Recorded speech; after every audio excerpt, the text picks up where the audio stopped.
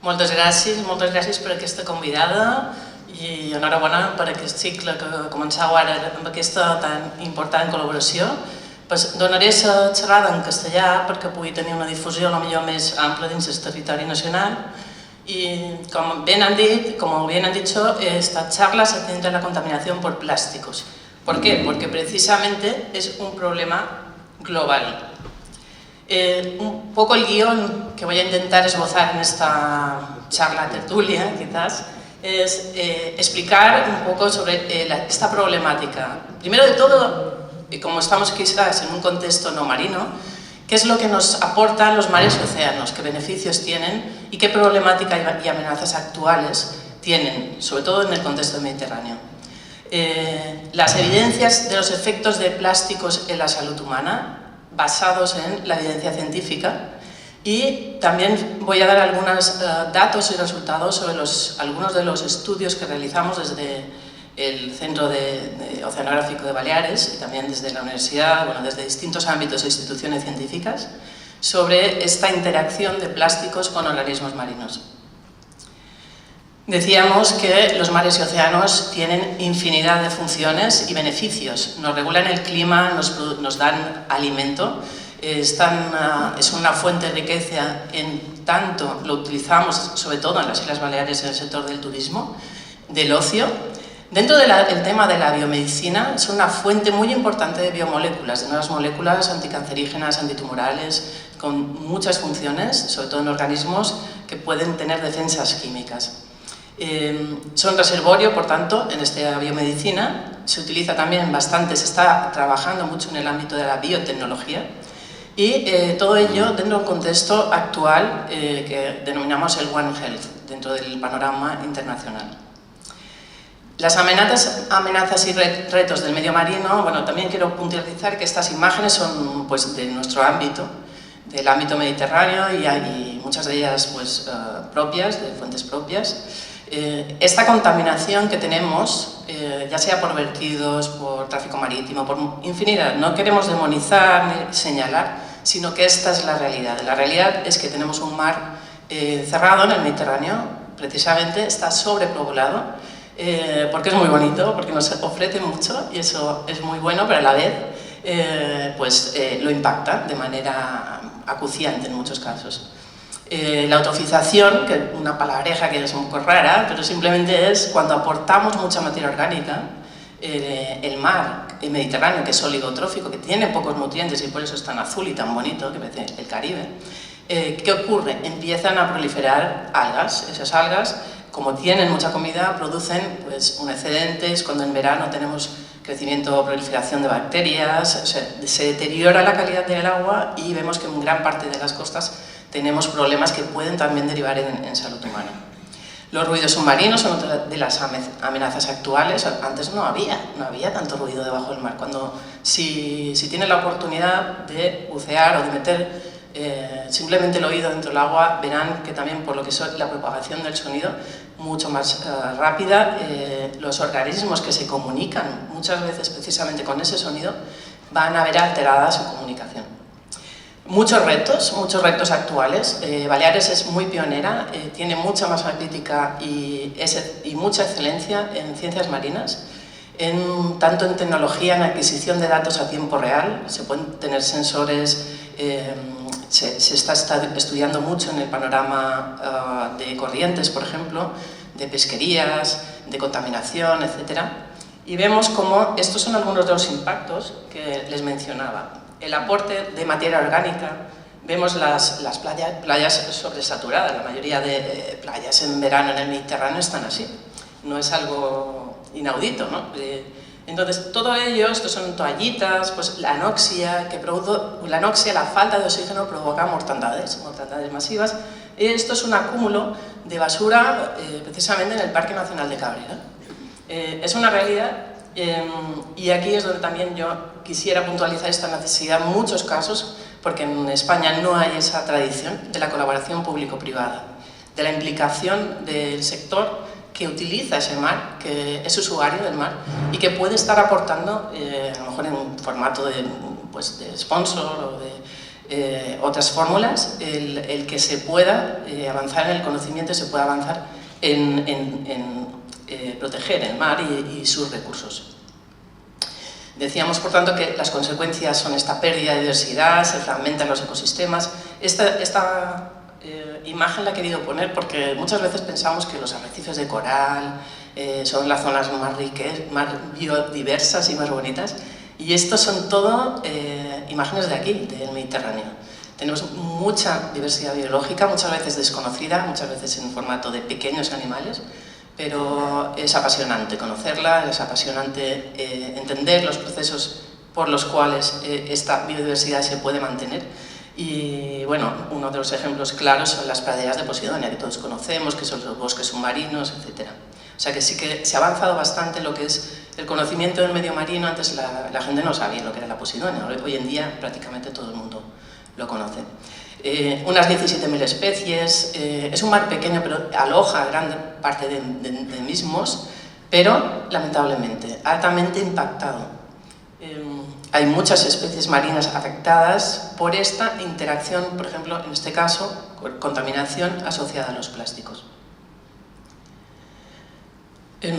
Comentaba el tema de la eutrofización. Aquí lo ven, decíamos la proliferación de organismos microscópicos que van a generar, pues, a lo mejor toxinas en peces, etcétera, el tráfico marítimo, la contaminación. Estas son imágenes de una ballena que apareció el verano pasado, no sé si lo recuerdan, enmayada. Estos son casos muy evidentes, esto lo vemos, pero esto ocurre en muchas especies no somos ni testigos, no nos damos ni cuenta que ocurre. Entonces esta pérdida de diversidad, la pérdida de abundancia es una realidad. Las especies invasoras, el mar con el cambio global está cambiando mucho, este verano lo vimos. Tuvimos olas de calor terrestre, pero olas de calor marina, que significa que la temperatura del agua estaba 3-4 grados por encima de lo que debería estar. Podríamos pensar que 4 grados no es mucho, pero sí lo es, sobre todo si vamos en profundidad. Por ejemplo, estuvimos buceando en Cabrera y a 30 metros de profundidad el agua estaba a 27 grados de temperatura. Eso es una aberración, porque los organismos no pueden moverse en esa franja y entonces entramos en lo que, por ejemplo, mortalidades de gorgonias. Las gorgonias son como unos corales y entonces encontramos con esta pérdida, ¿no? ¿Qué ocurre? La ciencia del desarrollo tecnológico, como comentaba, hemos pasado de estudiar el mar pues con buques oceanográficos, o sea, eran buques oceanográficos, pero de mecenas, buques a vela, que recogían muestras, era un trabajo muy naturalista, de descripción taxonómica de qué había, qué no había, y hoy en día, gracias pues, al sonar, a sensores, a la monitorización con distintas tecnologías, podemos dibujar, podemos observar, podemos mapear el fondo marino prácticamente hasta la profundidad que queramos. Y esto nos presenta muchas ventajas, porque antes no conocíamos estos ecosistemas. Por tanto, en las ciencias marinas podemos abordar multitud de problemas, con muchos enfoques multidisciplinares. Podemos entrar desde la parte de ingeniería, biología, fisiología, distintos ámbitos del conocimiento. Y finalmente lo que pretendemos con toda esta información, el conocimiento de la ecología, como una especie, cómo se reproduce, dónde vive, qué es qué le afecta, al final lo que pretendemos es que los ecosistemas no entren en ese deterioro. La comunidad científica y la contaminación por plásticos es un problema creciente. Este es el formato en el que, para la gente que no trabaja en ciencia, nuestro producto de divulgación, de información o de compartir el conocimiento es a través de los artículos científicos. Los artículos científicos pues tienen este formato, se publican en revistas especializadas y el incremento en estos artículos en relación a la contaminación por plásticos ha sido realmente exponencial, han crecido mucho en los últimos años. ¿Por qué? La producción global de plásticos también ha sido exponencial. O sea, esto es la producción desde el año 50, cuando empezaron a producir los primeros plásticos, y pueden observar cómo ha sido exponencial, ha crecido muchísimo. Mayoritariamente hay países que producen mucho más, consumen más, pero también producen. Y vamos pasando, claro, esta producción, este uso masivo, produce el residuo. Se produce un residuo que va a acabar, en muchos casos, en el medio marino. La generación estimada, o sea, estos son datos sobre qué porcentaje, qué viene de, por ejemplo, el empaquetamiento alimentario. El packaging alimentario, hasta un 60% del residuo de la generación del plástico está vinculado a productos alimentarios. Se podría reducir bastante. Se ha estimado que en el mar hay unos 500.000 toneladas de plástico, que realmente es muchísimo. Estos son estimas basadas en datos parciales, pero tenemos que pensar que a nivel mundial, realmente, cuantitativamente, el plástico está presente. Las basuras marinas, muchos hemos también en documentales, estos son ejemplos, digamos, lo peor que podemos encontrar, ¿no? En zonas, por ejemplo, del sudeste asiático, donde encontramos ríos prácticamente llenos de basura, de botellas, etc. Y por tanto, esta macro basura, esto que es grande en tamaño, va a producir unos impactos directos en la fauna marina, por ejemplo. Se estima que a nivel mundial, a nivel global, el 80% viene de actividades que ocurren en tierra y el 20% aproximadamente de actividades que se dan en el mar. Pues tráfico marítimo, pesca, pérdida accidental de material, etc. ¿Qué ocurre en el mar? Y esto es muy importante. El mar está conectado a nivel mundial. ¿Y qué hacemos con las actividades humanas? Aceleramos los procesos de conexión.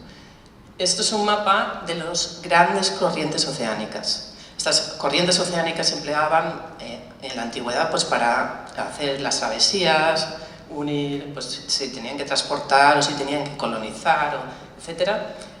Pero esto también está vinculado pues, a la ecología, pues, las migraciones de especies, el atún, por ejemplo, las ballenas, etc. Y había zonas que de manera natural no se hubiesen conectado. Hoy en día, ¿qué ocurre? Conectamos vía tráfico marítimo porque comemos, porque utilizamos ropa, porque utilizamos pues, un móvil que va a venir de Beijing o de Singapur o de Brasil, y estos son rutas de conexión. Vemos que hay verdaderas autopistas que en el intervalo de una semana pueden estar cruzando el Atlántico, por ejemplo, una semana de días. ¿Y qué ocurre? Que al final nos encontramos con estos son imágenes también de aquí, de Baleares, y esto es una imagen de un día de tráfico marítimo de barcos que tienen localizador en el Mediterráneo. Como pueden también observar que la densidad de embarcaciones es altísima. Esto es solo una parte de barcos de gran porte que tienen el sistema AIS de reconocimiento automático. También habrán oído hablar de las islas de plástico. ¿Qué son las islas de plástico? Realmente no es que sea una isla como tal, no es que vayamos y pisemos el plástico y caminemos de manera un poco naif, ¿no? Pero se asocian a estos grandes giros oceánicos que comentábamos. Hay dos giros, el norte y el sur en el Pacífico, lo mismo en el Atlántico y un gran giro oceánico en el Índico. La primera vez que se caracterizó y se definió que había una isla de plásticos fue la del giro del Pacífico Norte, porque bueno, un navegante estaba navegando y cuando estaba aquí, a millas de distancia, empezó a ver basura, más basura, y dijo, está pasando aquí, pasa algo, porque aquí es imposible, no hay unos aportes, nadie está tirando basura. ¿De dónde viene? Venía de estas zonas de convergencia, que decimos son corrientes, grandes corrientes, que por densidad, diferencias de densidad, acumulan. Imaginen ustedes una lavadora. Cuando centrifuga, todo se acumula, ¿no? Pues viene a ser una cosa, un mecanismo análogo, similar. Estos serían concentraciones en el Golfo bueno, en el Mar Caribe de plásticos por kilómetro cuadrado. O sea, ya ven que allí donde vamos y estudiamos los ecosistemas, esto es una zona muy amplia, muy grande, ven como estos son 200.000 partículas por kilómetro cuadrado, no son valores bajos. Es un problema global, por tanto, ya hemos dicho, está desde la costa hasta bueno, miles de millas de distancia, desde, si miramos en la playa, hasta el mar profundo, desde superficie a fondo, o sea, es dramático en ese sentido, tampoco alarmista, porque no tenemos que pensar que todo está contaminado, pero sí que hay presencia.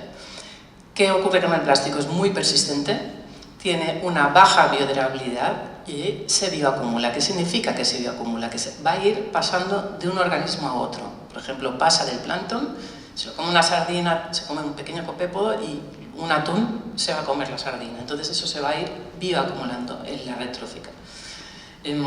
Comentábamos que tenemos las entradas y esta bioacumulación, como pueden ver aquí esquematizada, pero otro de los problemas que tienen los plásticos es que acumulan otros contaminantes, actúan como imanes de otras contaminantes que puedan estar en el mar. Y esto finalmente se acumula y también puede representar una entrada directa en salud humana. O sea, al consumir estos productos vamos a estar expuestos a estos compuestos. Por definición, habrán oído mucho la palabra microplástico. Microplástico simplemente acuña un término por tamaño, 5 milímetros.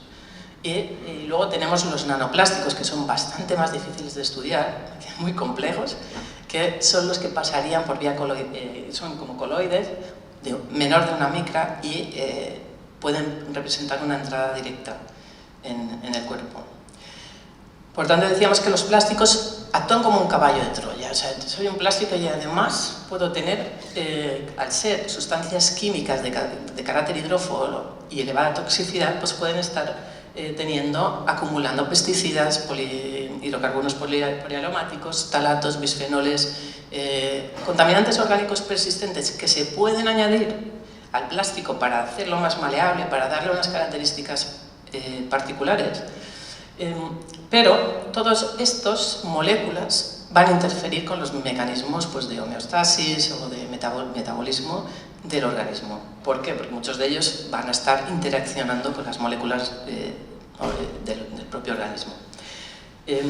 ¿Qué puede ocurrir con todo esto? Cuando me veo expuesto como organismo a estos compuestos, puedo tener una disrupción endocrina, estrés, una histopatología o neuropatologías, entre otros. ¿Cómo entran estos macroplásticos y microplásticos en el ambiente marino? Esto es bueno, aquí hay algunas estimas cuantitativas de cuántos millones de toneladas entran pues, por vía directa, por fabricación, industria, ríos.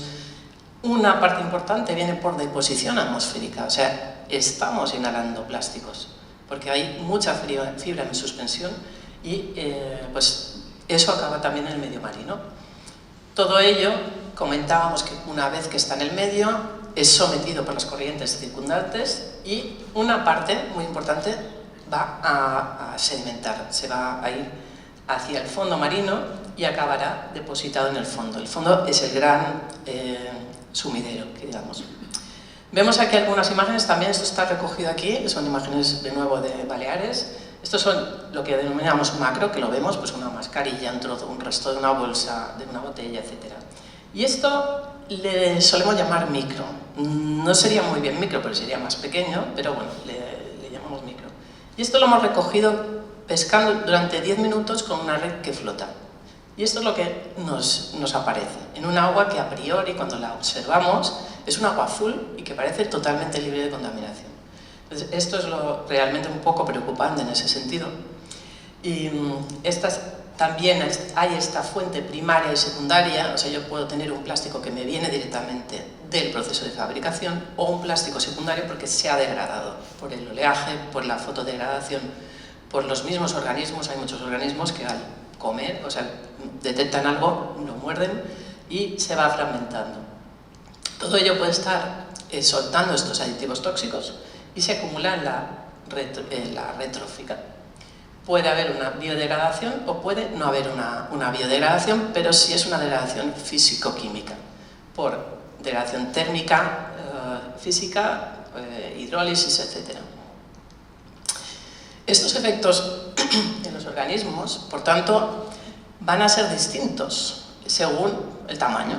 Muy fácil de entender. Si soy una ballena y me como un gran plástico que lo utilizo como un toldo, como pues algo en uso agrario, han aparecido ballenas muertas con con pues, 6 metros cuadrados de plástico en su interior. Esta interacción del tamaño, vemos que la microfauna, meiofauna, macrofauna, dependiendo de esta gradación de tamaños, habrá unos organismos u otros que estarán expuestos a esta incidencia. De nuevo aquí, incidir sobre esta entrada primaria. Estos serían copépodos, que me gustaría que al menos les suene el nombre. Vendrían a ser, los copépodos son muy abundantes, son unos artrópodos, unos crustáceos. Imaginen como una gamba, no es una gamba, pero si quieren imaginar algo similar. Están en cantidades inmensas en el mar y son, en muchos casos, la base de toda la red trófica que viene luego. Tenemos los plásticos, pues estos fuentes secundarias, y todo esto, a través de la bioacumulación y por las distintas capas que nosotros estudiamos, el medio epipelágico, mesopelágico, etc., se va a ir acumulando. Realizamos unos estudios sobre cuál era la incidencia en bibliografía, qué encontrábamos, qué organismos se podían ver afectados. Y a raíz de esos estudios ya publicados, esto, por ejemplo, vimos que los cetáceos tenían mucha incidencia. Esto es un contenido estomacal de un cetáceo. Y ven que tiene mucho plástico, en este caso. No significa que todos los cetáceos tengan plástico, pero una parte muy importante. Esto también son restos de una ave marina. Miren cómo tiene pues, tapones, restos varios. Y esto es un pequeño tiburón que también enmallado. Entonces, la incidencia directa por macro, basura en este caso, es muy alta en los cetáceos, también en filtradores, etc. Otro de los problemas que tenemos con los plásticos que flotan en este caso. Son vectores, son como pequeños barquitos. Si soy una especie invasora, puedo ser un vibrio, puede ser un virus, una bacteria, me adhiero a esta superficie y puedo estar pues, navegando de un sitio a otro. También las especies invasoras. Si soy una especie que está en una zona, por ejemplo, por aquí, puedo acabar pues aquí, en el Adriático, y viceversa.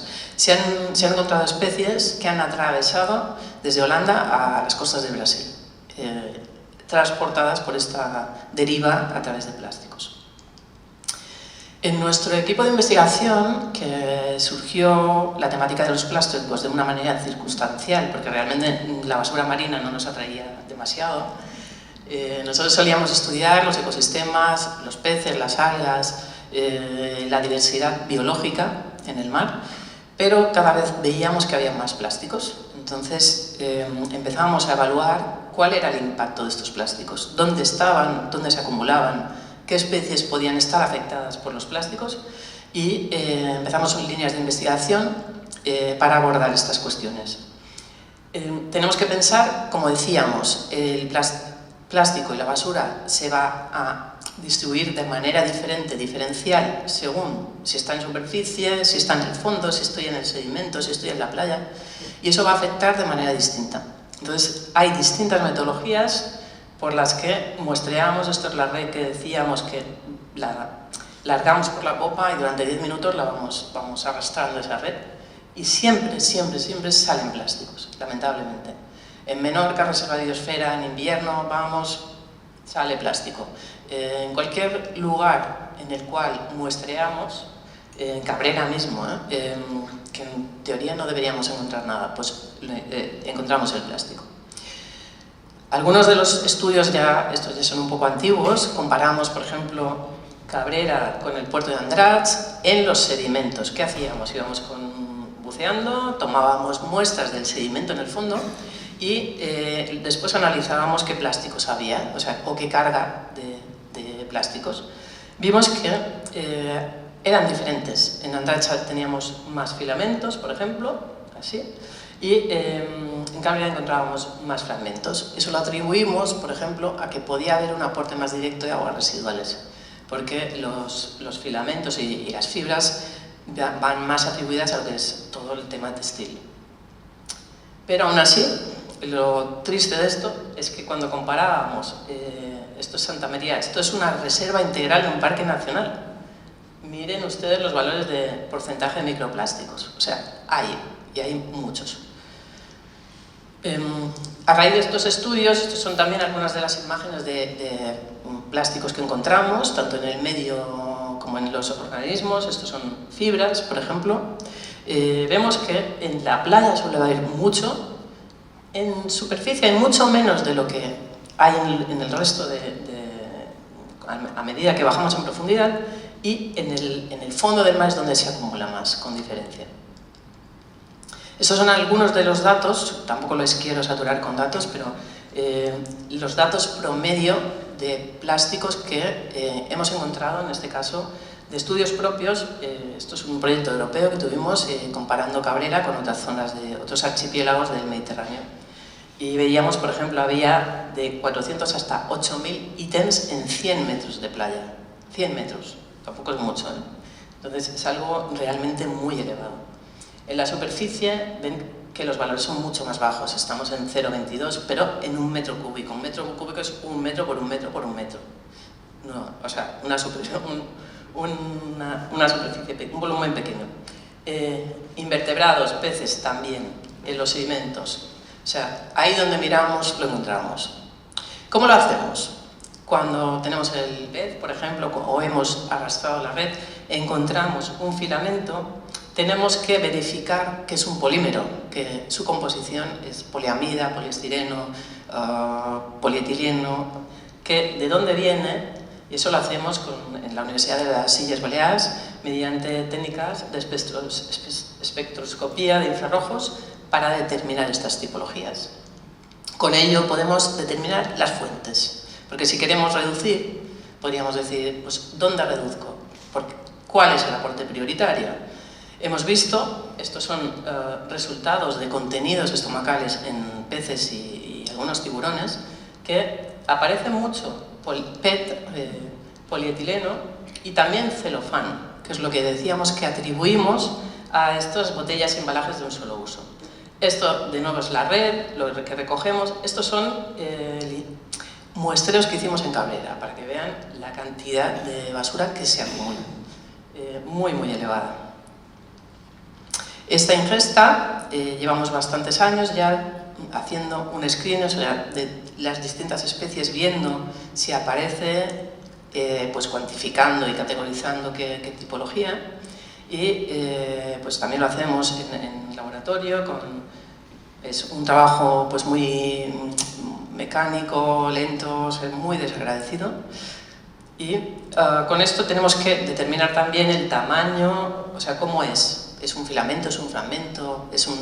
Describir la partícula. ¿Qué tipología de polímero? Que ya hemos dicho que lo hacíamos con el FTIR, y qué tamaño tiene. Y con todo esto podemos un poco describir su comportamiento en el ambiente. Mediante la distribución vertical, los patrones de acumulación, todo esto lo hemos hecho con modelados, acoplando modelos oceanográficos con la cantidad de basura que encontramos, la interacción, toxicidad, etcétera, y la acumulación. Estos son algunos de los estudios que realizamos en el grupo de investigación. ¿Qué hemos visto?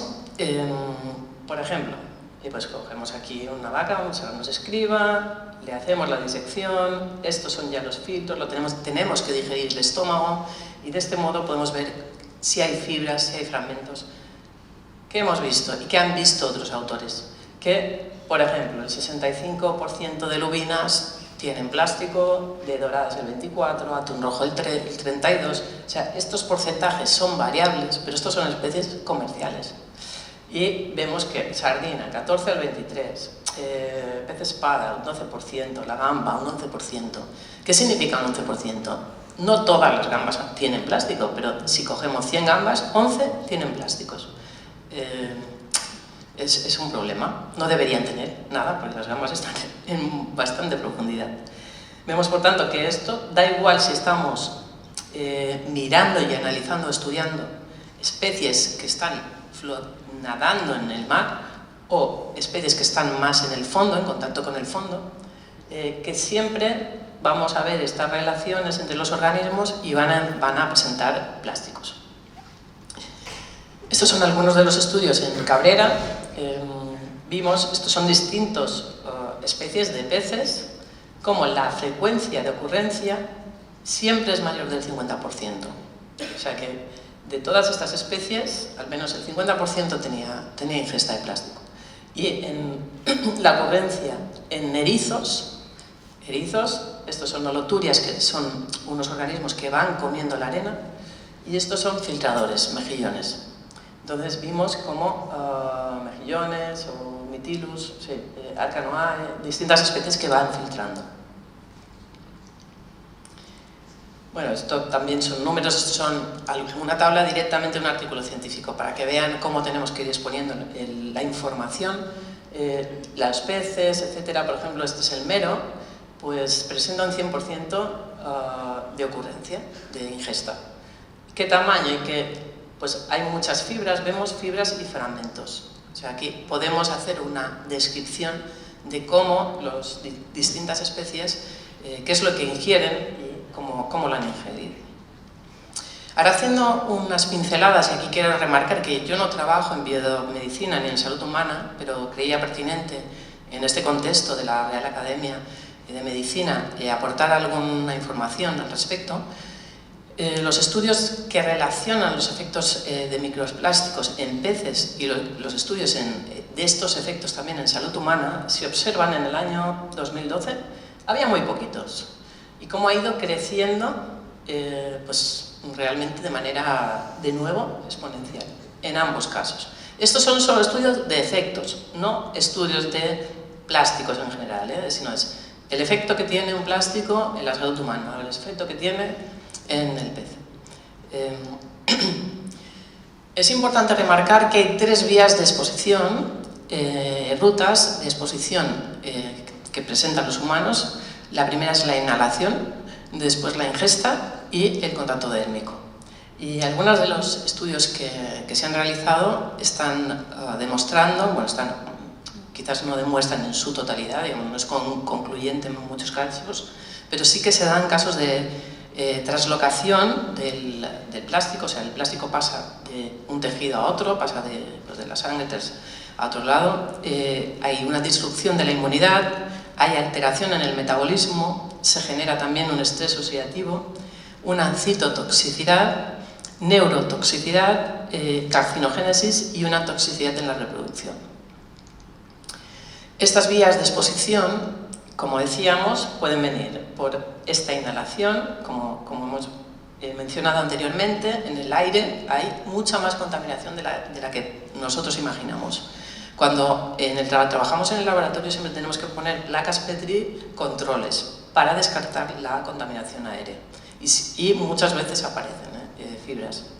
Y eso que intentamos que el laboratorio esté en las condiciones de máxima limpieza, sin interacción, pero el aire transporta esas fibras.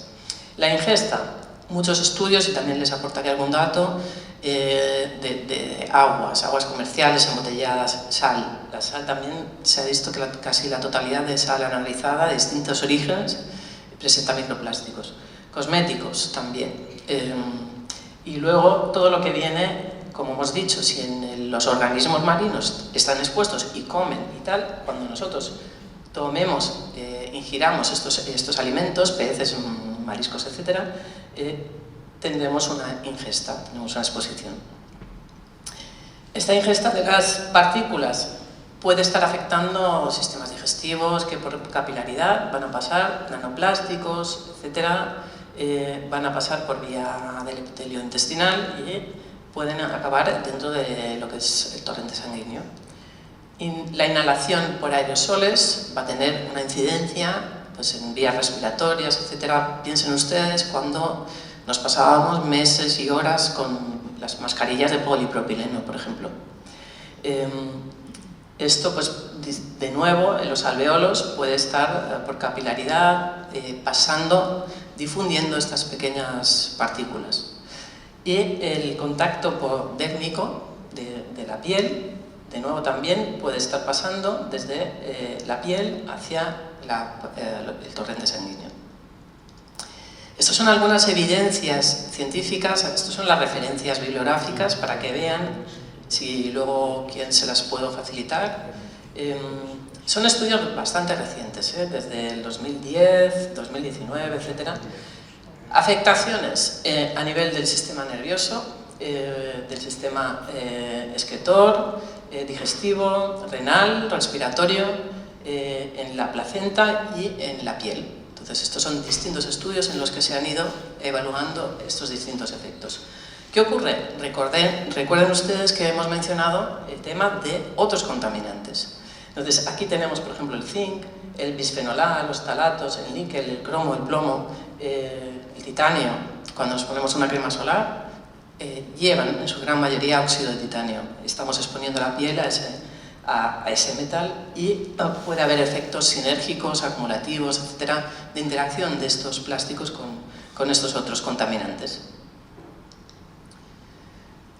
Esta tabla está indicando los microplásticos en productos alimentarios comerciales, o sea, comerciales que se venden, están en venta. Son distintos estudios de distintas zonas a nivel mundial y ven, por ejemplo, estos son bivalvos en China. Concentración de microplásticos de 2 a 10 ítems por gramo, que es poco, o sea, si lo pasamos a 1 kilo de bivalvo, pues vamos a tener muchísimo.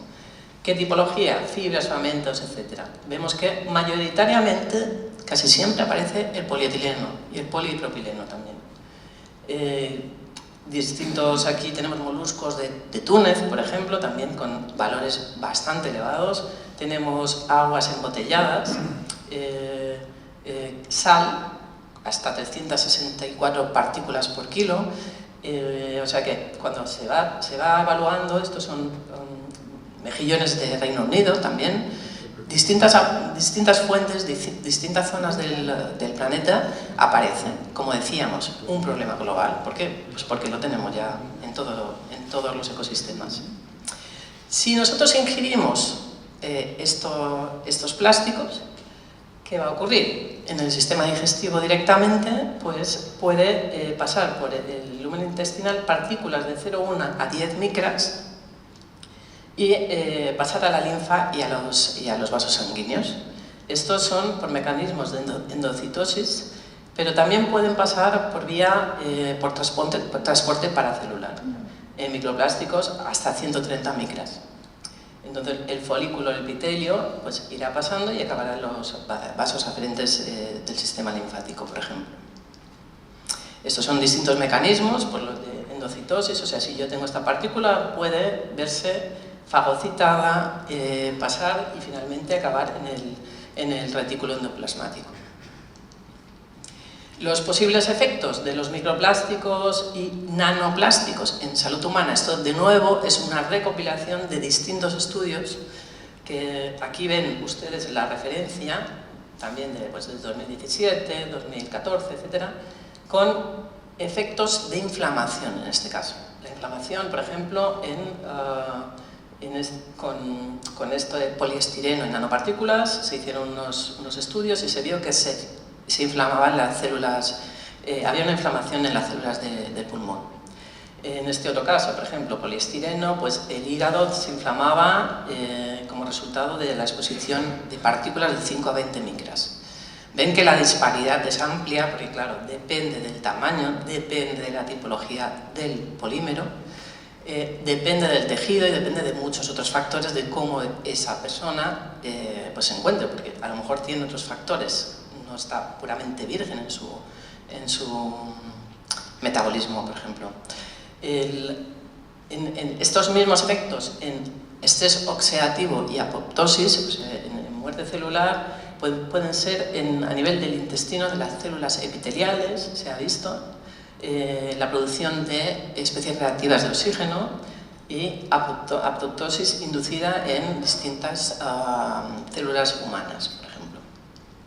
Y esto mismo también, distintos estudios de nuevo para la homeostasis metabólica. Por ejemplo, un ejemplo es la disbiosis de la microbiota intestinal. La microbiota intestinal se está también haciendo bastante incidencia de que puede ocurrir que estos plásticos estén interfiriendo en lo que es la microbiota que debería tener el organismo. También incremento de los cambios metabólicos, de desórdenes metabólicos en niños, por ejemplo. Importante, el tránsito de hierro también en el intestino, también se ha visto pues, alterado. Y son algunos de los ejemplos. No les quiero tampoco saturar con demasiada información técnica. Decíamos que el plástico absorbe estos contaminantes que pueden estar en el agua. Pero ¿qué ocurre? Cuando lo ingiero, hay un proceso de lixiviado, se suelta. Entonces, ese contaminante queda a disposición del organismo. Un ejemplo, bisfenol A. ¿Qué produce el bisfenol A? Obesidad, problemas cardiovasculares, disrupción hormonal y daño en el desarrollo fetal, por ejemplo. Pueden ver que el bisfenol A antes se empleaba, por ejemplo, en botellas y pues en los últimos años muchos ponen BPA free, o sea, bisfenol que está libre del bisfenol A. Bueno, hemos estado expuestos a estas moléculas durante mucho tiempo.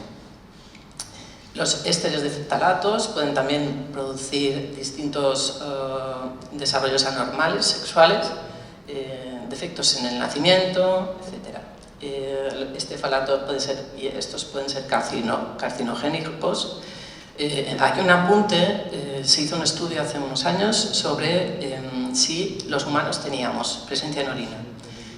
Hicieron una muestra de 20 personas y fui una de las personas que me eligieron para formar parte de ese estudio y cada uno de nosotros tenía en la orina presencia de ftalatos y bisfenoles. Y eso que éramos personas que intentábamos evitar la sobreexposición al plástico. Así que cada uno de nosotros en nuestra vida cotidiana esto es una realidad. La ingesta en peces, ya voy acabando. Por tanto, de manera análoga a lo que hemos dicho en salud humana, tenemos también todos estos, la desbiosis, la reducción del crecimiento, alteraciones en neurotoxicidad, daño en el ADN, etc. ¿Qué ocurre? Decíamos, todas estas moléculas pueden estar provocando efectos químicos cuando estamos en tamaños pequeños, porque es como a nivel de virus, partícula coloidal, nanopartículas, etc., o los efectos físicos. Un efecto físico, un daño interno, un bloqueo intestinal, si he comido el plástico me puede producir una oclusión intestinal, la disrupción, etc. Estos son otros de los estudios que se han hecho en peces. Estos son estudios en laboratorio. Son especies fáciles de tener en un acuario y someterlas a distintas dietas, a distintas condiciones, ¿no? Se ve como en algunos de los estudios, pues hay a nivel neurológico, a nivel del digestivo, del renal, del reproductor, etcétera, o de la inmunidad. Entonces, cada uno de estos estudios reporta distintos efectos en distintos sistemas del organismo. En nuestro grupo de investigación quisimos también poder discernir si un pez podía crecer más o menos, se veía alterado su fisiología, qué pasaba cuando estaba expuesto al plástico. Si cogíamos peces del medio marino, no sabíamos si ese pez tenía un problema, a lo mejor en temperatura, había comido mal, no tenía alimentación, etc. Entonces, para ello, tuvimos un proyecto de investigación que nos financió el Ministerio durante unos 3 años, en el cual evaluábamos, le dábamos a las doradas durante 3 meses plástico. Bueno, plástico, le dábamos un pienso con un 10% de polietileno, todo siguiendo pues, las normas de control ético, etc. Y estas doradas, de cada una de ellas, le hacíamos distintas analíticas pues, de sangre, músculo, bilis, hígado, etc.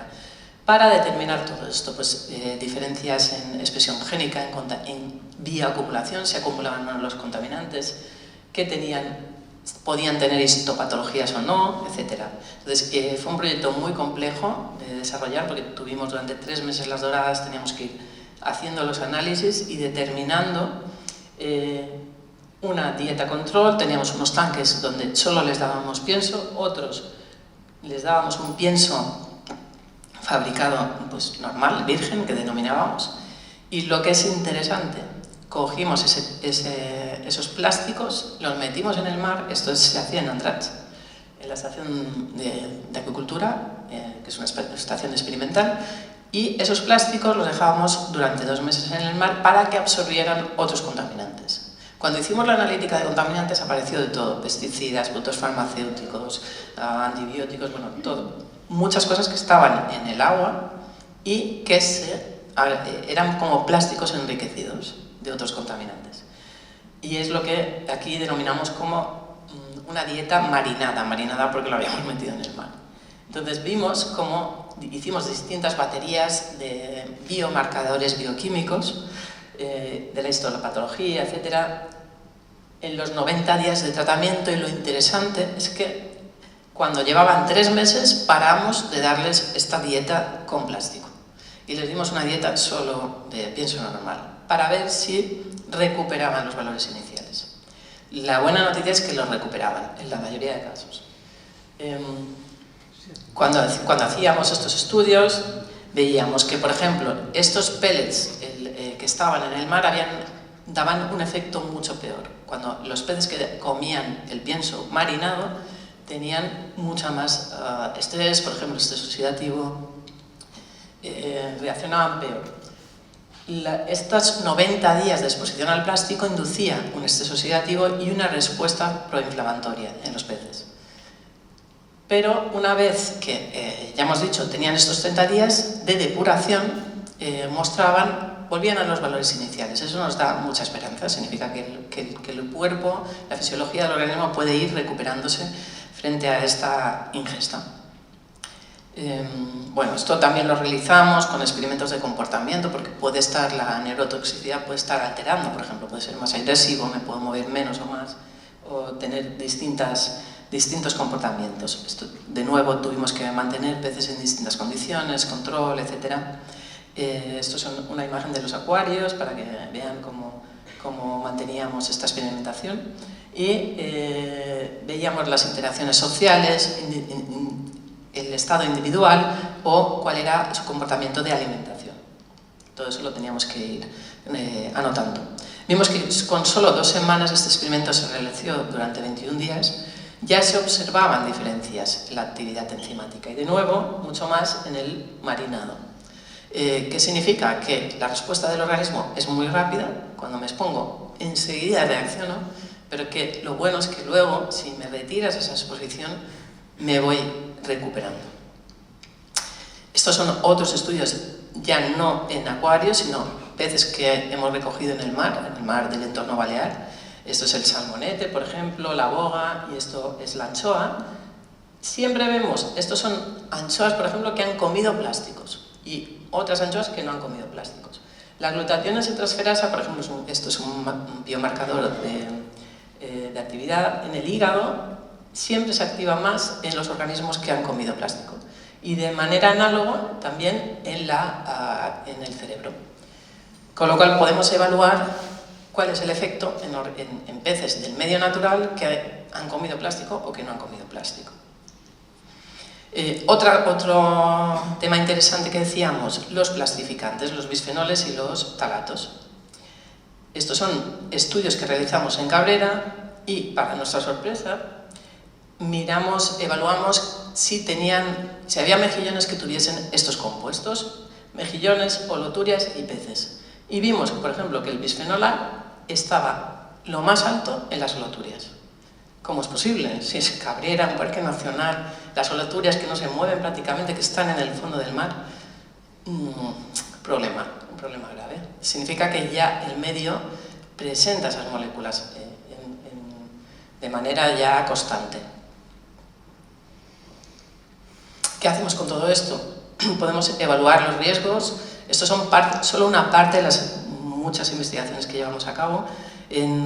Esto es una red topológica similar a las redes neuronales. Lo que hacemos es colocar cada especie. Esto, por ejemplo, es la serviola, esto es la boga, pues aquí tienes la dorada, etcétera, la espondilosoma, bueno, distintas especies con su ingesta y las relaciones entre ellas. ¿Por qué lo hacemos? Porque si queremos hacer una predicción, si queremos saber qué va a pasar, si tengo una especie que ingiere mucho, la puedo retirar del modelo y ver cómo se reconfigura toda la red. Otra de las cosas que hacemos es, a nivel de toda la cuenca, esto es todo el Mediterráneo, disculpen, se achafa un poco con el número de especies, qué zonas son más vulnerables al riesgo. O sea, donde hay más plástico, donde hay ecosistemas o especies que pueden ser más frágiles, y cómo esto va a responder. Y todo ello lo hemos hecho pues, en el contexto de campañas de investigación con mucha gente a la que quiero agradecer, muchos colaboradores, otros científicos, muchos estudiantes, mucha gente de máster que también han hecho sus tesis doctorales, que han trabajado y que siguen trabajando de manera dura a veces y con poca continuidad laboral en muchos casos, porque la ciencia requiere pues, de mucho esfuerzo y mucha dedicación.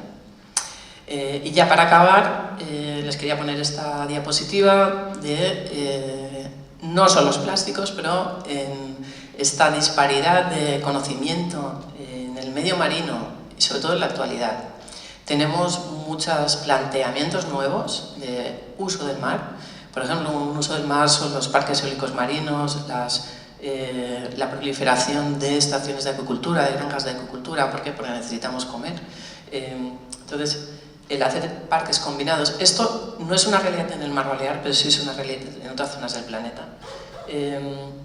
La década de los océanos, en este sentido, estamos en la década de los océanos, en un contexto en el cual el mar es muy relevante a nivel internacional.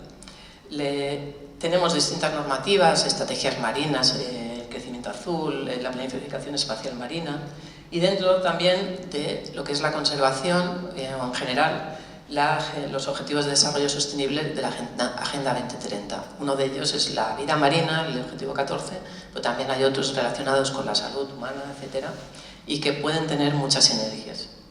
En biotecnología y el concepto de One Health también comentaba que se está trabajando bastante. Finalmente, volver a remarcar e incidir que el mar es un recurso, bueno, lo utilizamos como un recurso, pero en realidad es un bien compartido, porque no nos pertenece el mar, pero bueno, hacemos que nos pertenezca en muchos casos. Y este recurso compartido y que hemos visto que está a su vez tan hiperconectado y con esa velocidad a la que le hemos sometido, realmente se encuentra con todos estos impactos. Entonces, esto es solo una parte de los impactos que tenemos en la actualidad y no sabemos muy bien cuál va a ser el futuro inmediato, pero podemos pensar en ciencia ficción toda la que queramos, porque tecnológicamente es posible. Se pueden hacer pues, desde viviendas submarinas, se está trabajando mucho en la generación de energía a través del mar, en el desarrollo de barcos sostenibles, etc. O sea, hay mucho que hacer en el ámbito marino de conocimiento y de intentar alojar y compartir estos recursos y estas necesidades que tenemos como población. Y bueno, y de nuevo dar las gracias y gracias por su asistencia y su atención.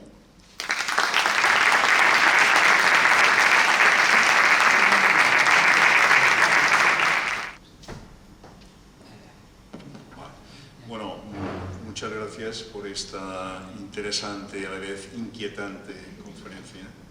Creo que nos ha abierto los ojos en el sentido de que yo al menos no esperaba que hubiera una importancia grande en el tema de esta contaminación, pero que puede de todas formas inducir a procesos, diríamos, patológicos en el ser humano, ¿no? O sea que es muy importante.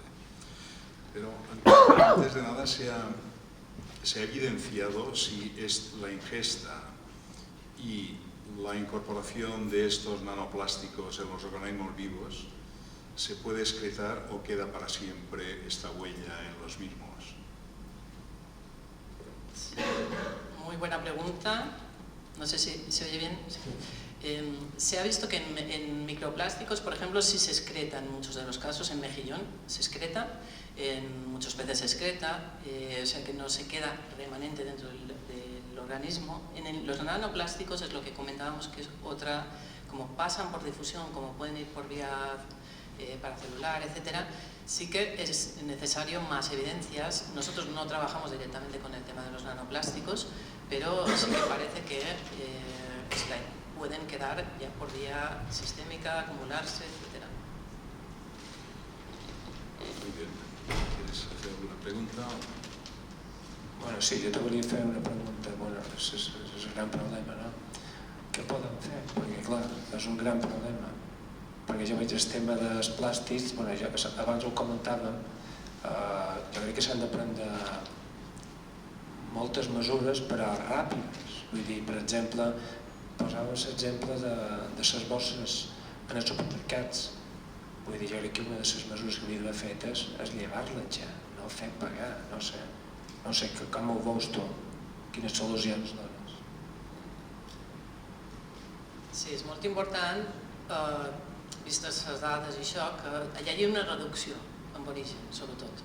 S'està fent bastanta cosa amb bioplàstics i plàstics biodegradables, però s'està veient també que la toxicitat i la permanència dels bioplàstics en molt de casos és pitjor. O sigui, no és una substitució.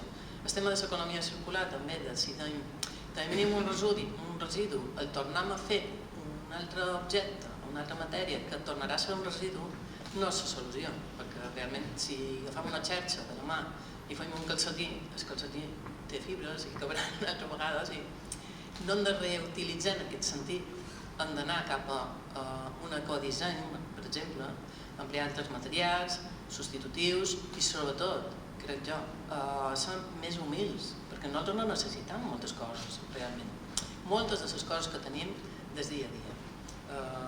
I exigir que ens donin, per exemple, si vaig a comprar, no he de tenir tota la carn i tot amb un embassament i tot ha d'estar empaquetat. Però ho trobo així, és molt difícil no trobar-ho, perquè també se dona una justificació sanitària. Per exemple, Soli abans anaves a un restaurant i ara és monodosis. Monodosis, perquè tot això és així, en el final podríem tornar a l'embossament per granel, tot el que és arròs, llegums, granel, tenir el sabó, o sigui, canviar els hàbits dels productes, o sigui, els productes, canviar el format del producte i canviar l'hàbit de consum. Perquè en el final, què passa? La població mundial, som 8 milions de persones, tots empleem el plàstic i és un residu molt persistent i després, a més, com que està fent això de cavall de Troia, de que agafi, el que m'ho trob, és un problema. No hem de tampoc caure en un alarmisme de dir, bueno, és que m'ho morirem, no. Però hem de ser conscients que si nosaltres ens comparem els nostres nivells de talar, de bisfenols, inclús aquesta petita sutilesa que podrien tenir d'aspectes reproductius, altres aspectes, a nivell celular, etc. Si ho comparem amb persones que no tenien aquesta exposició, possiblement estem pitjor nosaltres ara mateix. És una realitat, l'hauríem d'abordar, s'està abordant molt dins, per exemple, s'ha fet aquesta prohibició de plàstic d'un sol ús, abans, sí, ara has de pagar, però al banco no t'ho donen, perquè era molt fàcil tenir, vinga, bosses i bosses. Però encara així, si jo me'n vaig a l'aeroport, el primer que trobo, fas el control i me trobo una màquina de vending amb botelles de plàstic. Això és el primer que hauríem de pensar que no hi ha de ser, perquè cada botella requereix un reciclatge. A part de la pitjada ambiental que pugui tenir, el residu el tenim a unes illes que acabarà a la mà. Molt bé, s'obri, si hi ha alguna intervenció, veig una alçada allà. Muchas gracias. Una pregunta en mi ignorancia. ¿Hay alguna medida sencilla o complicada de medir todos los compuestos tóxicos que no sé ni pronunciar que has expuesto, perdona mi ignorancia, en sangre o en el cuerpo humano de una manera para hacer un cribaje o un estudio poblacional de este riesgo? Esta pregunta la podrían posiblemente responder mejor los médicos, porque nosotros, sencillo no hay nada, es lo que he intentado explicar cuando enseñaba un poco las metodologías y cómo hacemos la extracción de los plásticos del estómago. No, me parece complejísimo que de un microplástico hacéis la cromatografía, eso es increíble, hemos quedado alucinados, pero ¿se podría hacer algo en sangre o en pelo, como hacemos en determinaciones de tóxicos? En microplásticos sí, o sea, si haces, no es cromatografía, lo que hacemos es espectroscopía para determinar la tipología del polímero. Entonces, en la sangre habría que ver si luego lo puedes pasar. Realmente yo con estas técnicas no trabajo, pero si quieres saber la tipología de polímero, o sea, si es una poliamida, o sea, qué tipo de polímero químico derivado del plástico, pero luego tienes toda la otra batería de otros contaminantes emergentes, que pueden ser desde estos bisfenoles, talatos, metales pesados, etcétera. O sea que podrías invertir en tener un screening de otros compuestos y su concentración, porque también el tema de dosis es muy importante, no es solo una presencia-ausencia, sino cuánto tengo. Eso es muy relevante. Yo creo que se abre una línea de investigación muy importante y bueno, que he visto que había estudios, pero se hacían en líneas celulares in vitro, sobre todo, y bueno, y yo creo que se debe seguir ahí. Primero después. Una pregunta que no sé si me ha quedado clara. ¿El futuro es que vamos a comer solo peces de piscifactoría y no comeremos del mar? Porque aunque no sean igual de buenos, por lo menos son más saludables desde el punto de vista de los microplásticos, ¿o hacia dónde va el tema? También muy buena pregunta. Precisamente los de acuicultura están muy contaminados por los plásticos. Porque no he explicado, había una segunda fase del proyecto en la cual esas doradas las pasábamos a la fase de engorde, en las jaulas. Las jaulas, el 30% de las doradas tenían ingesta directa. El 100% de los mejillones que acoplábamos en unas bolsas de mejillón, el 93% de los mejillones tenían plásticos. Y el 100% de las pescas que hacíamos de manta troll, que es esta red que vamos arrastrando, tenían plásticos. Entonces, ¿qué ocurre? Que en los ecosistemas costeros antropizados tenemos esta carga y estamos cultivando especies. Tienen esa contaminación. No significa que no tengamos que comer, yo me como la dorada, me la como, me la lubina, pero tengo que saber que esto es lo que tenemos. Y en el medio marino hay muchas especies que tienen, por ejemplo, niveles de PCB altísimos, pero esto no se hacen análisis rutinarios. También es otro grave error, de pensar que el mar per se va a estar bien, ¿no? Porque muchos contaminantes orgánicos persistentes se bioacumulan y son muy persistentes, muy persistentes. Bueno, felicidades, me ha encantado y creo que es un tema que requiere muchísima investigación y en este sentido la pregunta que hacían antes de si hay estudios donde se hagan determinaciones, hay uno buenísimo en España que es el estudio INMA, que es Infancia y Ambiente, donde precisamente lo que se hace es medir todos estos contaminantes químicos en sangre y orina desde el momento que el niño nace, bueno, desde la embarazada y ya llevan no sé cuántos años y los van siguiendo, para valorar el grado que puede tener pues, en todos estos procesos que has explicado de cara a salud humana y de cara a poder mejorar y prevenir. Y mi pregunta más respecto a los peces, lo que te quería preguntar es, ¿sabemos cantidades y tipología de estos plásticos? Pero de cara a susceptibilidad de metabolismo y tal, ¿hay especies más vulnerables, menos? Quiero decir, las doradas, todas eran doradas con 3 dietas. Si haces lo mismo con otros peces, ¿va a pasar lo mismo? En principio debería pasar lo mismo, porque son vertebrados, o sea, muy análogos. Quizás lo que podría diferir si son especies marinas o de agua dulce, y por la salinidad o por las tasas de crecimiento, que seas una especie de rápido crecimiento, que tu metabolismo, sobre todo en los aspectos de prepuesta, de prepararte para la reproducción, allí hay mucho cambio metabólico en los peces. Pero otra diapositiva que he enseñado que mostraba distintas especies eran pequeños peces más bien de agua dulce y tal, que se experimentan muchísimo, porque tienen un ciclo de vida corto, pueden seguirlos desde nacimiento hasta muerte, etc. Y toleran condiciones de acuario.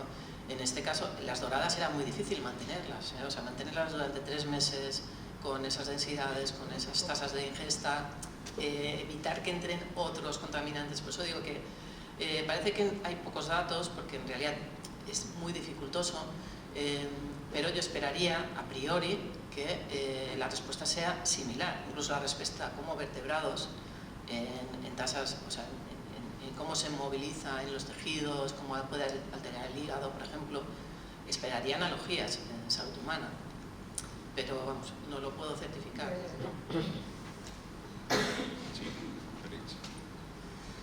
En primer lugar, felicitarte, me ha encantado la exposición, creo que ha sido muy clara, da realmente pánico pero es la realidad y hay que conocerla. Ahora, mi cuestión va en el siguiente sentido. Es evidente que la determinación de moléculas individuales, utilizando técnicas cromatográficas o espectroscópicas, se puede identificar, y lo estáis haciendo, y ya el doctor Arcelo ha expuesto la situación que se da en una serie de estudios muy interesantes, pero mi pregunta va en lo que hace referencia a las nanopartículas de plástico, que estas llegan hasta el riñón, el glomérulo, pueden generar problemas en la papila renal, incluso litiasis renal. ¿Eso cómo se determina? Porque eso, claro, la espectroscopía lo que determina es la molécula disuelta, pero lo que es una partícula, aunque sea nano. Claro, yo esta respuesta no la puedo dar porque no trabajamos en nanopartículas. Supongo, imagino por lógica, que harán la determinación de si hay algún compuesto asociado a la nano. O sea, si tiene, por ejemplo, presencia de poliamida o si hay algún talato, sería indicativo de que en ese tejido está pues algún derivado de plástico. Podría mirarle en la bibliografía cómo hacen la determinación de nanoplásticos en riñón, por ejemplo, que en eso no hemos trabajado nunca, porque en el nanoplástico precisamente esa identificación es muy difícil. Incluso la extracción, o sea, quitar un nanoplástico es muy complejo. Sí, quizá es una sugerencia por microscopía electrónica con detección por difracción de rayos X podría identificarse. Quizá valdría la pena, porque eso seguro que puede asociarse a patologías que hasta ahora no se han considerado. Claro, sí. Gracias.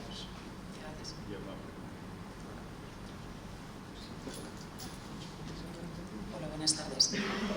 Yo quiero hacer una pregunta sobre la última diapositiva que ha puesto.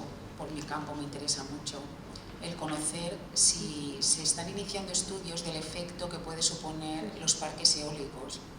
Ya no digo lo de las viviendas en el mar, que esto lo veo más futurista, pero llegará.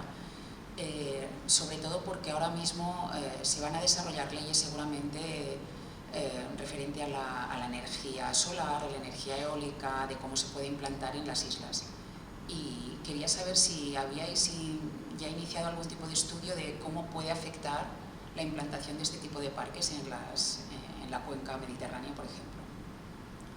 Sí, la eólica marina tiene mucho desarrollo en otras zonas del planeta, en el Mediterráneo no, hay muy poco, y en el Estado español también muy poco. Yo creo que debería darse una oportunidad. Yo soy pro eólica marina.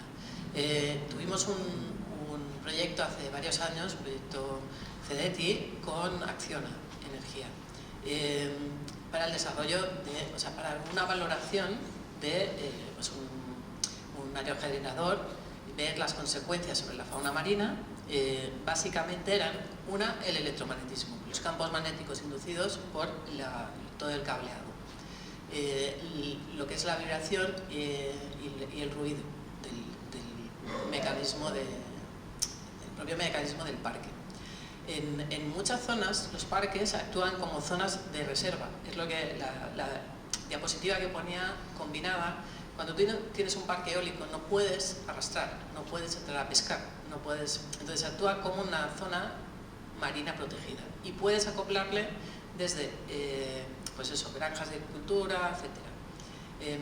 Yo no lo descarto, son intervenciones pues, de gran capital, muy intervencionistas. Antes se hacían con pilones, eran obras de ingeniería, hoy en día se hacen más ancladas, o sea, son flotantes. Pero hay grandes desarrollos, en el norte de Europa tenemos grandes desarrollos de eólica marina. Es una energía limpia, claro, hay que luego optar, tienes que tener todo en cuenta el decommission, o sea, cuando lo desmontas, cuando acaba su vida útil, posibles accidentes que pueda haber. En Baleares ha habido alguna propuesta de instalación de parques y siempre se ha dicho que no, siempre. O sea, no creo que se vaya a haber ningún desarrollo de eólica marina. Para mí el error es pensar que puede tener un impacto visual. El impacto visual para mí de unas aspas es mínimo si lo comparo con todos los otro tipo de contaminantes que no hemos dicho, todos los derivados de la combustión de motores de combustión. O sea, todo el tráfico marítimo, la gran mayoría, está pues aportando mucha contaminación atmosférica que acaba en el mar, porque todo lo que está... aquí tenemos una polémica con todos los cruceros, ¿no? porque están contaminando, porque imaginaros esto en el mar, con estas imágenes que les mostraba, de estas autopistas, con esta densidad. El Mediterráneo aloja el 30% del tráfico marítimo mundial, y es muchísimo, por lo que es de pequeño el mar que tiene, ¿no? Entonces, todo eso habría que hacer pros y contras, y como decía, el desarrollo tecnológico ayuda mucho, mucho, porque lo que eran planteamientos de eólica marina hace 10 años ahora son muy diferentes. Pero bueno, hay que valorarlo, hay que pensarlo. Había uno en el sur de España, pero había interferencia con el paso de túnidos, del atún rojo, con las almadrabas. O sea, luego ahí entra la parte de conocimiento de las especies, de lo que decíamos. Una especie que ha migrado durante siglos está adaptada, sabe dónde tiene que ir. Si yo de repente le pongo barreras, le pongo ruido, le pongo vibración, le pongo... esa especie va a entrar en peligro. Y muchas veces, en el caso, por ejemplo, que aquí en el Mediterráneo hemos tenido la prácticamente extinción de la nacra por un patógeno. Entre un patógeno, un protozoo, y en 2 años, o sea, pasó del Mediterráneo occidental hasta el Mediterráneo oriental. 2 años para mí, en tiempo biológico, ecológico, es un suspiro, es nada. Entonces eso es muy preocupante, porque la nacra la hemos visto, es el bivalvo de mayor tamaño. Entonces, ¿cuántas especies se ven sometidas a estos patógenos, el virus, etcétera, y no nos damos ni cuenta, no somos conscientes, porque ni siquiera conocemos que existen en muchos casos? Yo lo primero que quiero decir es que primero felicitarte, evidentemente, y después a mí personalmente me has dejado asombrado y preocupadísimo. O sea, a ver, yo hoy he almorzado lubina y ayer a mediodía almorcé mejillones.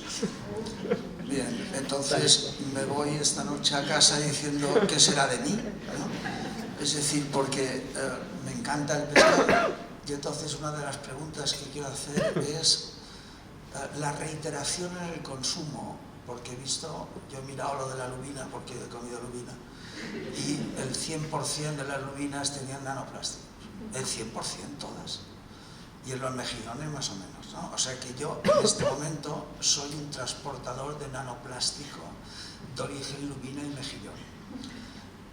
Entonces, la reiteración en el consumo de estos portadores, de estos animales marinos contaminados, ¿hasta dónde puede condicionar mi salud? Es decir, ¿debo limitar el consumo? ¿Mañana me tengo que comer un entrecot o puedo tomarme unos mejillones? Es decir, no, hablo en serio. Es decir, la reiteración en el consumo va a condicionar mi salud desde el punto de vista de esta historia. Y después el otro comentario que quiero hacer es: estamos asistiendo a un proceso de degradación progresivo y de cambio de los ecosistemas marinos debido a los nano y a los microplásticos. Esto es inevitable. Mis nietos verán el mismo ecosistema marino que yo he disfrutado. Muy bien, pues muchas gracias por estas preguntas tan interesantes. En la lubina o en la dorada o en otros pescados no nos comemos el intestino. Entonces, eso es una ventaja, porque se supone que en el músculo no vamos a encontrar la fibra. El mejillón sí que tiene fibras, no fragmentos. O sea, son pequeñas fibras que son las mismas que inhalamos. O sea, que yo seguiría comiendo mejillones, seguiría comiendo lubina, pues es un tema de dosis. Hay otros estudios que no he puesto porque no había tiempo de exponerlos, en los cuales sí que evalúan la dosis y dan rangos de dosis de exposición, tantos nanopartículas por gramo, por ejemplo, y ven el efecto que puede estar produciendo en salud humana en función de esa dosis. Hemos de pensar que igualmente cualquier consumo, cualquier producto de hoy en día va a tener algún tipo de contaminante, ya sea pues una hormona, en productos de agricultura no somos conscientes, pero nacen los alevines de lubina y les dan baños de formol, les dan pues antibióticos, de todo. y pensábamos que estábamos comiendo un pez pues muy virgen, un pescado así que está muy sabroso, pero en su vida, en su corta vida, le hemos dado de todo para precisamente que no se enferme, que lo pueda transportar y que al final me lo pueda comer. Entonces, hay muchos otros contaminantes, no solo es el plástico el problema. ¿Cómo van a estar los ecosistemas en 15, 20 años? Si seguimos así, degradados, obviamente. Porque no somos capaces, la velocidad de respuesta, la velocidad de recuperación del ecosistema frente a esta sobrecarga de impactos no es suficiente. O sea, yo soy optimista porque sé que se recuperan, porque cuando en verano paso de la colonia de Sant Jordi o de la Bahía de Palma, sobre todo de la Bahía de Palma, y me voy a Cabrera y veo cómo están los fondos, digo, chapo. O sea, tengo esperanza, porque cuando yo acoto una zona y restrinjo esas actividades y un poco la protejo, los ecosistemas siguen su curso. ¿Por qué? Porque lo decíamos que el agua conecta, entonces me llegan larvas, mientras yo tenga zonas como, digamos, garantía de futuro, algunas como mínimo, por eso dicen, tenemos que proteger mínimo el 10% de los mares y océanos. Mínimo, es que si lo pensáis, un 10% no es nada, también depende de dónde lo voy a proteger. Pero sí que es muy inteligente el dotar de áreas todavía vírgenes para que puedan ir, pues, reemplazando la pérdida y la degradación de especies. Y luego que seamos muy hábiles en lo que le hacemos al mar. No cabe todo, los recursos son limitados, los impactos son aditivos y sinérgicos y llega un momento en que colapsa. El Mar Menor, un ejemplo. O sea, el Mar Menor es un ejemplo de libro, de eutrofización, de colapso ambiental. Recuperar eso es difícil. Lleva años, pero no es imposible. Cuando tuvimos la pandemia, clarísimo. De repente veíamos delfines en la costa, veíamos especies que... La distribución natural de las especies sería muy distinta si nosotros no estuviésemos. Porque hay mucha plasticidad en el comportamiento y muy rápida. Igual que decíamos, esa respuesta tan rápida, en 15 días yo puedo desarrollar un estrés, una reacción inflamatoria, pero si me retiras eso, me recupero. Entonces, hemos de ser, en eso soy optimista de que si queremos, en 15, 20, a nuestros nietos lo verán bien.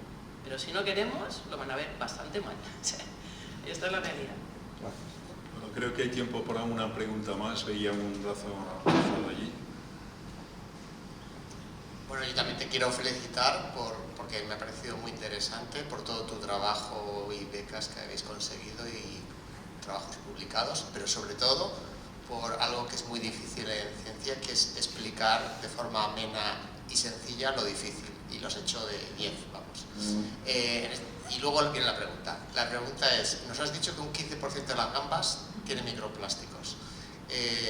¿Se sabe más o menos qué porcentaje de humanos tenemos microplásticos y en qué tejidos se acumulan más? Gracias. Sí, el porcentaje en humanos, yo no tengo ese dato. Habría que ver este estudio que dicen de seguimiento desde la infancia, que es muy muy interesante porque ahí se pueden trazar estos cambios ortogénicos, o sea, cómo va cambiando el organismo, cómo va acumulando o depurándose o autodepurándose. ¿Dónde se puede estar acumulando? Sobre todo en hígado, o sea, tejidos lipídicos, hígado, las gónadas, o sea, el sistema reproductor, en la parte de grasa, de adipocitos. Normalmente, ¿por qué? Porque estas otras moléculas, los talatos, los bisfenoles, tienen más esa afinidad hacia tejidos más adiposos, ¿no? Cerebro también quizás se está acumulando y en músculo aparecen menos, pero también aparece.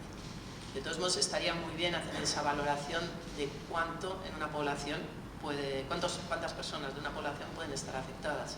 Es un dato muy relevante que deberíamos tener por ese uso tan cotidiano que tenemos.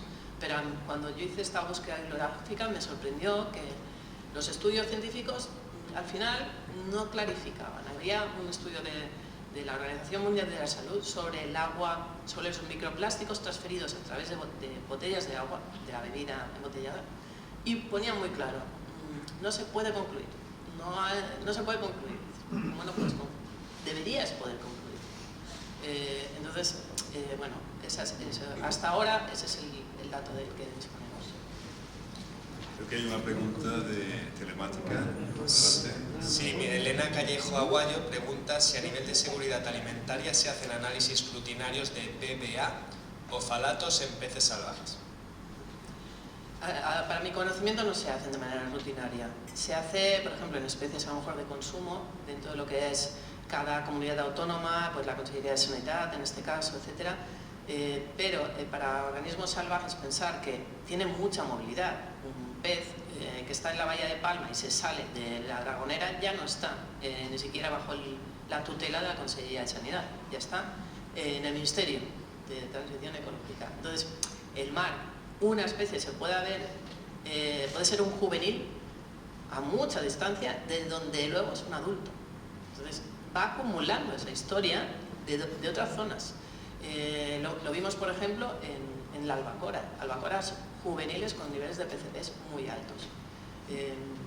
Rutinariamente fue cuando yo exploré qué analíticas se hacían y vi que de manera rutinaria en pues, peces salvajes no se hacían estas analíticas.